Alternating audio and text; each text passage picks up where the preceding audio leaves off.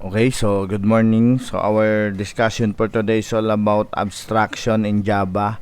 So before this discussion, the prerequisite of this topic is the student must understand or must have a knowledge in Java inheritance and polymorphism. So in Java inheritance, we all know that one class can be inherited by the two or more classes, as well as a polymorphism.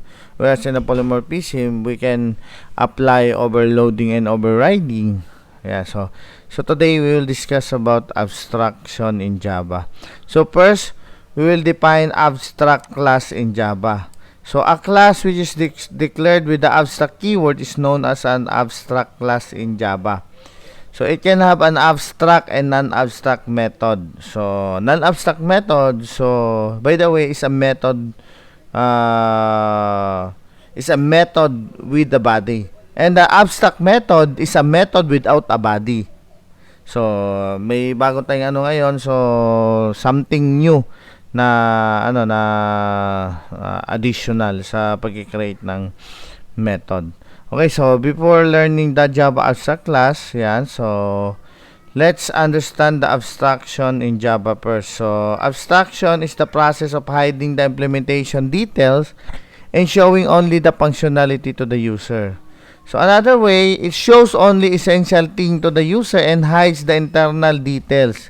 So for example, when you are sending SMS, where you type the text and send the message, so you don't know the internal processing about the message delivery. So you just know that the message was delivered. So based from the confirmation, like message box or alert. Okay, so abstraction lets you focus on what the object does instead of how it does it. So ways to achieve abstraction. So there are two ways to achieve abstraction in Java. So abstract class, so 0 to 100%. Since na abstract class, excuse me, ay pwede tayo mag-create ng non-abstract method. 0 to 100. If you want to fully control all of the abstraction, so you have to use interface, because interface can achieve abstraction in a 100% matter. Okay, so abstract class in Java. So a class which is declared as abstract is known as an abstract class. It can have an abstract and an abstract method. It needs to be extended and its method implemented. So if there is an abstract method, so kailangan i-extend yan, and that method must be implemented to the subclasses that connected to that parent class. So syempre, an abstract class cannot be instantiated. So hindi ka pwedeng mag-instantiate sa abstract class. Although pwede ka mag-create ng object, but the problem is, kung ang class nyo ay abstract class at there is an abstract method, once na yung mag-create ka ng object na yun, paano pag tinawag yung method na yun? So ang method na yun ay dapat may invocation. So hindi pwede. Kaya hindi pwedeng instantiate. So points to remember, an abstract class must be declared with an abstract keyword. So it can have an abstract and non-abstract method. It cannot be instantiated. So it can have also a constructor and static method. It can have a final method which forces the subclass not to change the body of the method. Ang final method, by the way, if you want that method to not be overridden by other classes. So you can declare that method as final. Okay, so this is an example of an abstract class. So abstract class A. So the name of the class is A. So this is how you declare an abstract class. So an abstract method in Java, so a method which is declared an abstract does not have implementation is known as an abstract method. So example of abstract method, this one, abstract void print status. The name of the method is print status void method. So mapapansin nyo, semicolon lang. So, no method, body, and abstract. Ayan.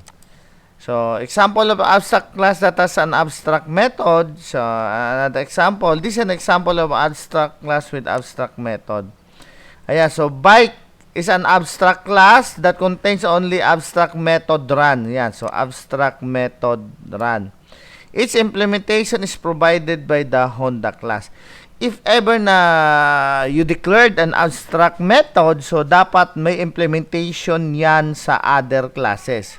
Pag hindi, mag-e-error po siya. Hahanapan niya ng compiler. Like this one, abstract void run. So, kailangan gagawan mo siya ng implementation. Dito, yan. Ginawan mo siya ng implementation, void run. Ayan. So, granted na there is an inheritance between two classes. Ayan. So, this is an example. So, bike obj reference to the abstract class but child class object. So, ganun ang gagawin in abstraction. You have to refer to the abstract class but child object. So, you have to refer to the superclass but child object. Yan, like this one. Bike obj, bike is a superclass. Pinangalan obj is equals to new Honda. Honda, new Honda 4. Honda 4 is a child class of that bike. Okay, so obj.run. Ayan. So obj.run.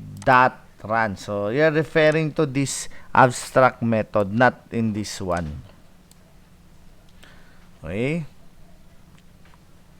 So this is another example of an abstract class. So abstract class bank. Abstract in get rate of interest. So, get rate of interest abstract method type integer. Yan. So, kailangan natin na implementation nito. Ayan. So, mapapansin sa semicolon. So, nagkaroon siya na implementation sa dalawang child classes ng bank. Yan. SBI and PNB. Ayan. Siyempre, create an object here. Blah, blah, blah. Okay. So,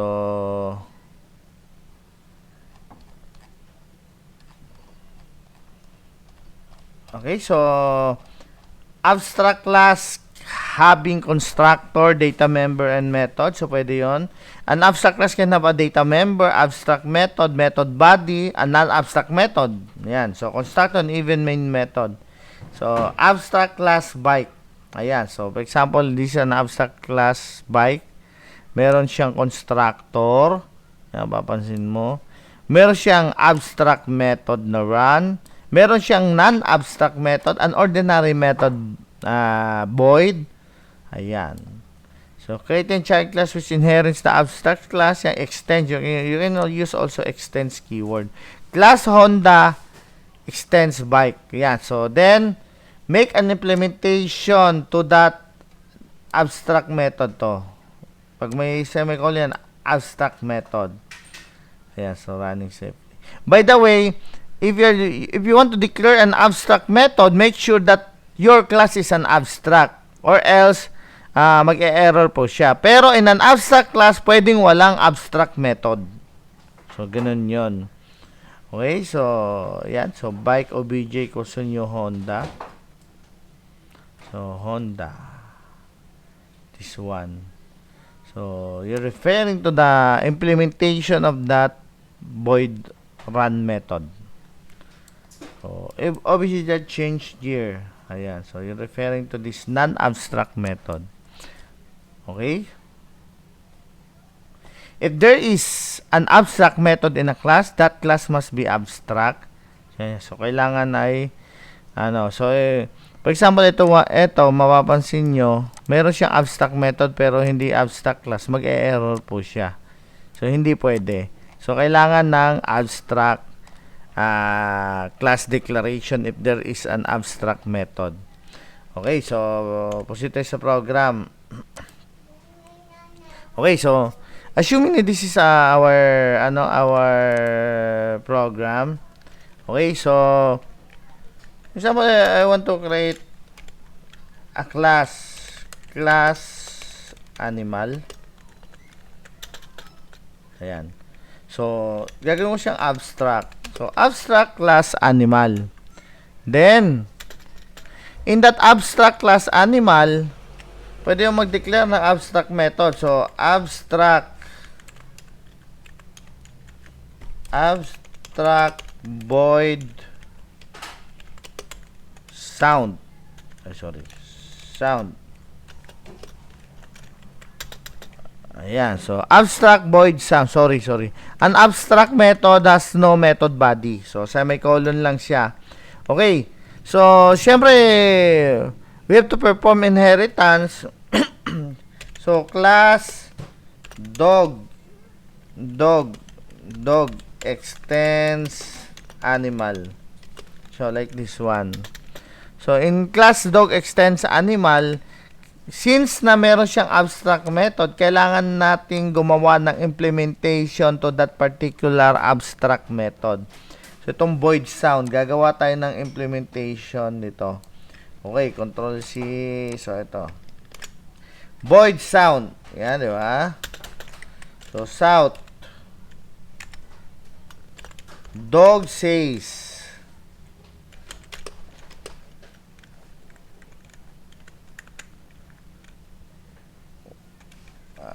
Ow.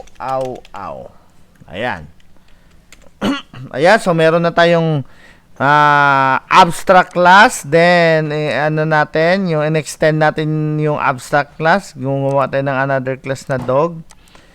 Since na meron siyang abstract method and abstract class, gagawa natin siya na implementation sa child class. Like this one. Void sound. Yan. Sound. Dog says, off. Okay. Okay. So, careful kayo. So, after you created that implementation to that particular abstract method, pag nagawa kayo ng object, so, animal A is equals to new dog. So, careful kayo dito. So, dapat ganitong format.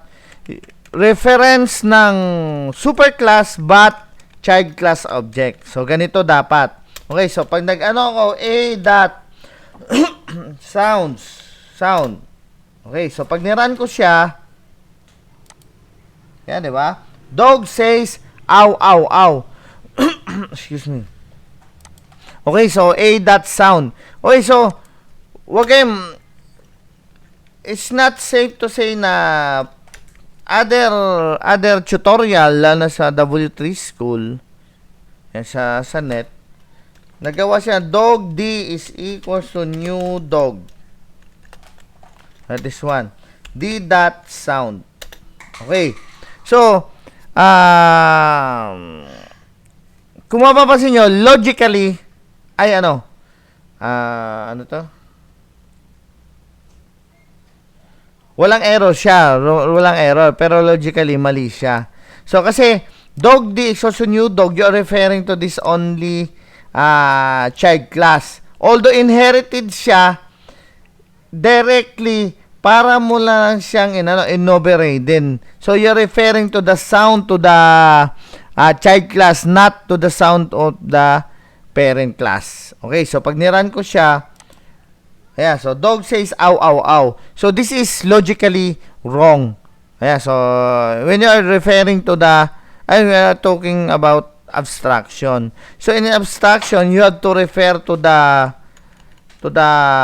superclass but child class object. Like this one, superclass is animal A is equals to new dog. Yeah, so A dot sound. So unlike before na you're referring to this one, itong animal A is equals to new dog, nag-refer ka sa superclass. So, ito yung tinawag mo, not this one. Siyempre, pag tinawag mo to, may implementation siya dito. Okay, so pag niran ko yan, same lang din yan. Dog says, ow. Ayan.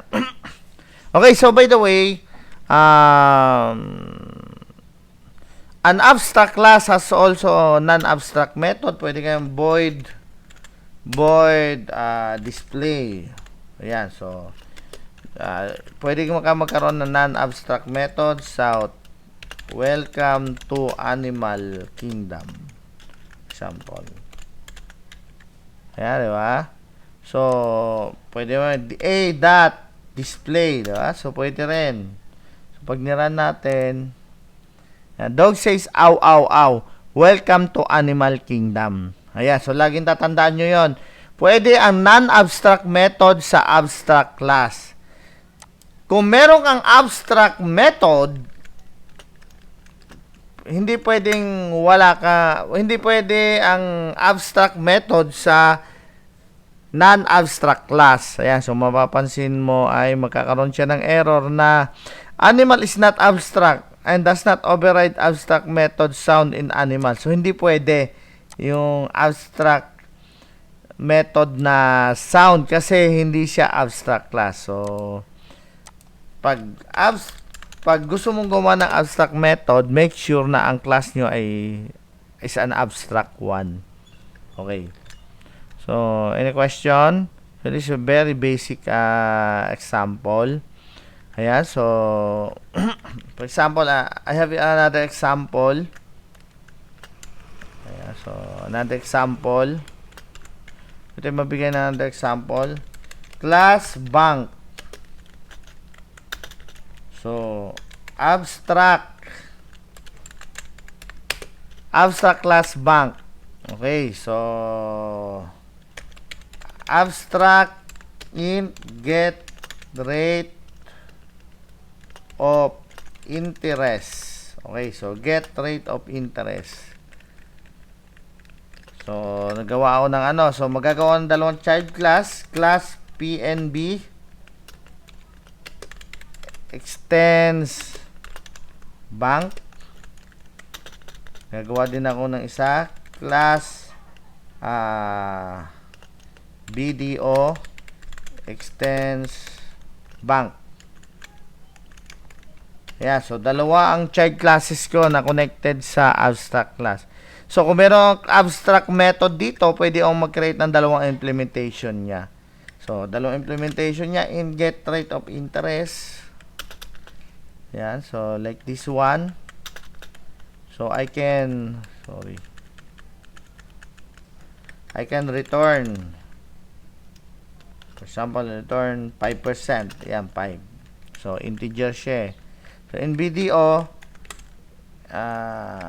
in get rate of interest, so, yeah, return 4%, 4. Yeah, something like that.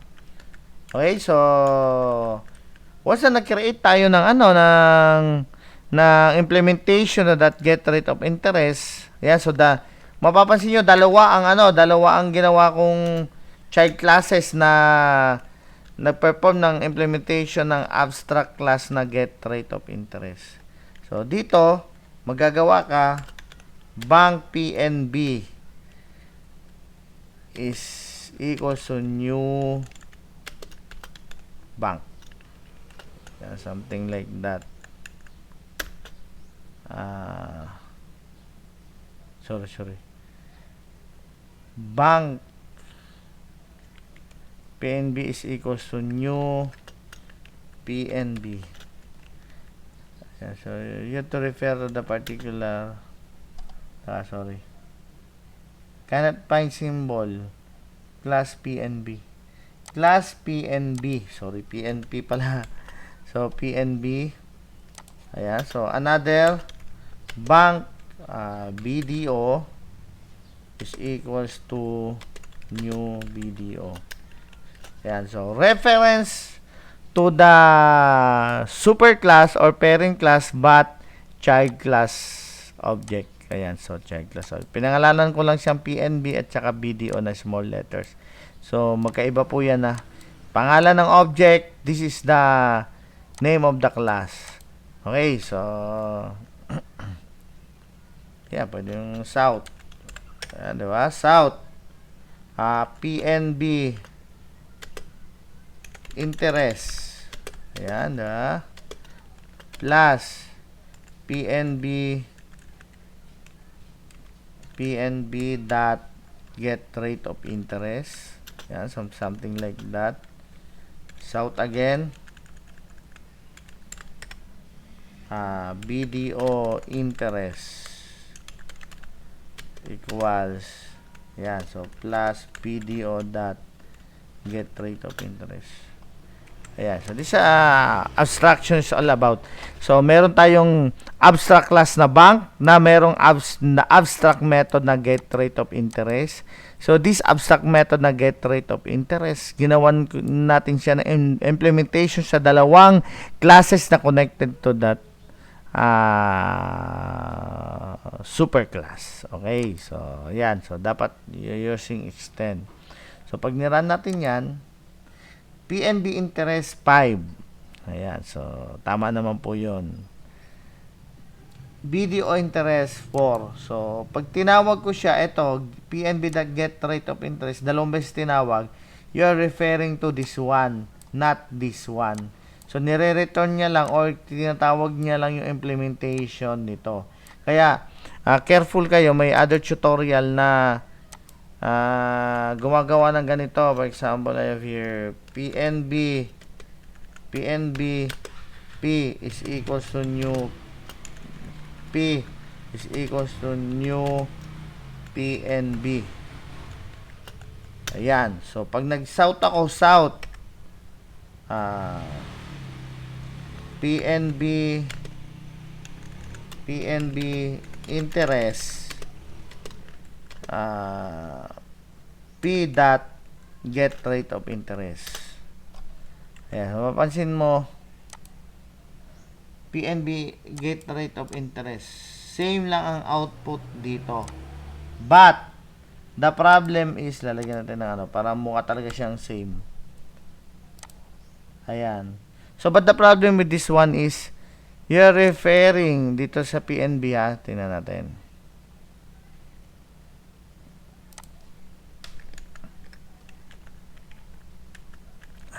Isod natin para makita natin ang kabuuan. Okay. So, itong una natin tinawag, PNB, also new PNB that get rate of interest, since na ang reference niya ay superclass but subclass object, ito tinatawag niya. Unlike this one, PNBP is equals to new PNB, directly na you are referring directly to this method get rate of interest in this PNB class, not this one. Okay, so this is logically wrong when you are referring to the when you are talking about abstraction. Okay, so any more questions? So thank you guys, and I hope na you learned more to this tutorial.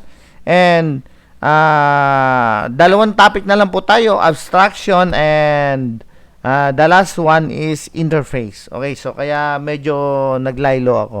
Okay, thank you guys. So mag-aral kayo mabuti, lalo na kung di nyo naintindihan ang abstraction, much better na mag-aral din kayo ng inheritance and polymorphism. Thank you. Okay, bye-bye.